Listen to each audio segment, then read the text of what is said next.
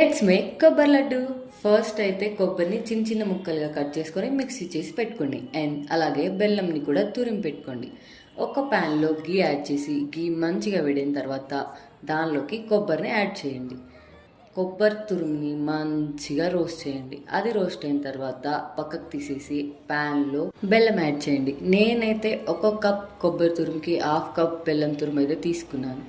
ఇలా బెల్లం బాగా కరిగి మరుగుతున్నప్పుడు కొంచెం యాలకుల పొడి వేసి కొబ్బరి తురుమును కూడా యాడ్ చేసేయండి. ఇప్పుడు ఆ మిశ్రమాన్ని బాగా కలుపుతూ ఉండండి. అలా వదిలేకుండా మిక్స్ చేస్తూనే ఉండండి. ఎంతవరకు అంటే మన మిశ్రమం ప్యాన్కి అంటుకోకుండా సపరేట్ అవుతుంది అనే వరకు కలుపుతూనే ఉండాలి. వన్స్ అది ప్యాన్ నుంచి సపరేట్ అవ్వడం స్టార్ట్ అయ్యాక బాగా దగ్గరికి అయిన తర్వాత దించేయండి.